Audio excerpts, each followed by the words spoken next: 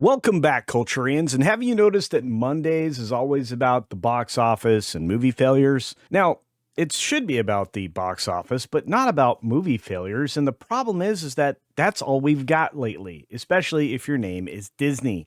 And I don't know what they were thinking making a Tron Ares movie without Tron. I mean, Bruce Boxleitner was a key figure, and the future for Tron was tied up in two specific characters. One, Flynn's son, and two, a female AI that had a real opportunity to move forward, despite the fact that the actress herself is, well, bat crap crazy. But we need to talk about why this movie specifically failed and why this is a bigger flop than anybody was even talking about. So, here we go. Now, of course, before we get started, please double check you're still subscribed to the channel. We've been losing subscribers like crazy because YouTube hates me and is calculating to try to keep me under 50,000. That's our goal for the end of the year. So help me get there now, and let's stomp on this algorithm, okay? Hit the thumbs up, let's get commenting, and let's talk about this. Tron Ares from That Park Place is a bigger flop for Disney than some of the most famous box office failures of all time.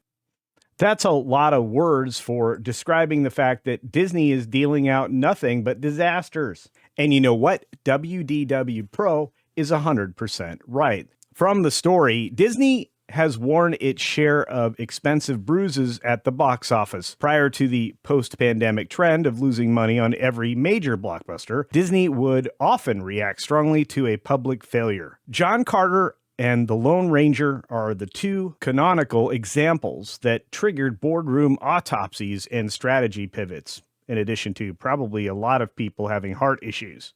However, on the numbers, velocity of collapse, and return on spend, Tron Ares is even a bigger failure than either of those two mega flops. In fact, Tron Ares might even make Rachel Zegler's Snow White look like a cinematic money-making queen pin. I find that pretty odd because I thought that the Rachel Zegler movie was as low as anybody could possibly go. Apparently not. So for 2 weekends in a row, Tron Ares sits at roughly 103 million worldwide, about 54.6 million domestic and 48.4 million international. These numbers are catastrophe if you're Disney, considering how much money they dumped into it. After a steep 60% second weekend drop to 11.1 million in North America, now that's against a net production budget of around 180 million, which nobody in their right mind believes. Add to that the definite marketing spend that was in the 9-figure category, which is extraordinary, but not unusual when it comes to blockbusters.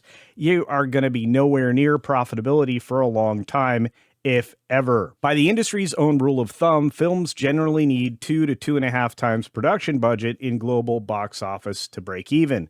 Ares isn't even in the same zip code. Now again, of course, I need to add my little sliver in here to say that nowadays, when you look at funding a film, you're looking at a 3 times multiple before you can consider headed towards profitability. Because I tell you, it's much closer to 3 times in order for break even to occur than anything else when it comes to one of these blockbusters. But I digress. Contrast this with Disney's prior fiascos. John Carter ultimately reached 284.1 million worldwide and still forced Disney to book a historic $200 million loss and endured a public internal reckoning. The Lone Ranger finished at $260.5 million worldwide and caused a $190 million studio write-down that at the time was more than a little disastrous itself. In other words, both infamous bombs grossed more than double what Tron Ares has mustered so far. And there's not a lot of runway left, at least not with this movie. If Carter and Ranger were unacceptable at 284 and 260, Ares at 103 million on the comparable modern tentpole cost has already underperformed them on raw revenue, not just profitability, which, as I said before, is unlikely and probably near impossible at this point. And let me just say this for those who might not be paying attention. We're not adjusting for inflation here. If we did so, John Carter and the Lone Ranger might be above $400 million. And let me tell you, they probably are, considering how old those films are and how much inflation and ticket inflation has been. The opening to legs profile makes the picture worse, much worse. Ares launched with 33.5 million domestic, below Tron's Legacy's 44 million. That's $11 million difference since way back in 2010, and immediately cratered in weekend 2, which is what happened with Tron Ares. That deceleration places it among the year's softer tentpoles and suggests poor word of mouth, which I can guarantee is what's been happening, and minimal international ballast, especially glaring given that Legacy managed $400 million worldwide on a $170 million budget 15 years ago, which is insane.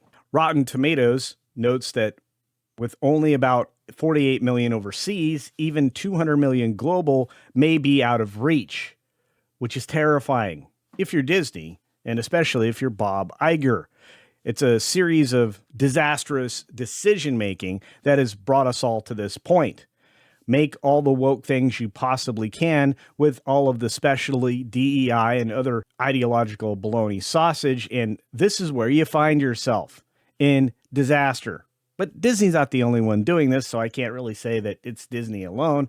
Everybody's had a recent and colossal failure. And again, it comes down to what was greenlit and why. And who is doing the reading, which I think is pretty obvious. It's activists. Why this is more company shaping than John Carter or the Lone Ranger. First, Ares revenue to cost ratio is demonstrably worse, using the conservative 2 to 2.5 week break-even multiple for tentpoles and adding an estimated $150 million for marketing.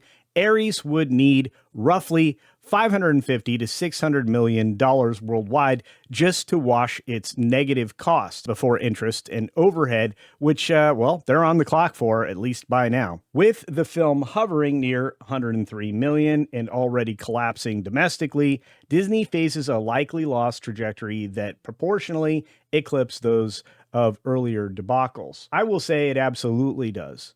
And there isn't a lot of room left for Disney to go out there and find an audience, let's say. So as Pro says, let's get real here.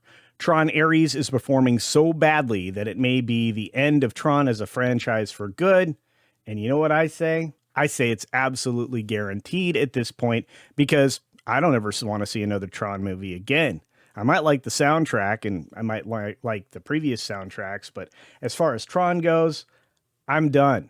And I think most of the audience is too. Anyway, that's all that I have for today on Tron, aside from some really scary numbers that we can look at in real time from the numbers. Tron domestic box office 54.5 million and international 48.6.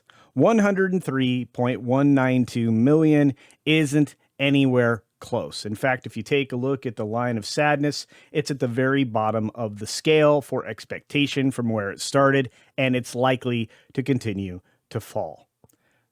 There is absolutely nothing out there that is encouraging when you look at these numbers, as they dropped 67%, likely to drop even more, and the weekdays after the weekend led to very diminished returns. In fact, these will likely be halved by this coming week, including today. And as things continue to scale downward, Disney is going to be looking at a film that well underperformed its budget and likely lost them $200 million. Doesn't that sound familiar? I feel another Snow White coming on, and we have a story about that tomorrow. Specifically, the lady that played Snow White, not Snow White, because that's done and dusted. On that note, we are done here. At least I am. You're not. You need to let me know what you think. Use the comment section down below. Let me know what you think Tron Ares did and whether or not it can come back to at least break even. Let me know what you thought of Tron Ares if you saw it, and let me know what you think of Disney overall, counting 7 flops amongst their releases this year, and more if you're looking at the other nameplates they control, like Searchlight and others. As always, be sure to take care of yourself, take care of others, wash your hands because it's good hygiene, and until next time, see ya! but not at Tron Ares.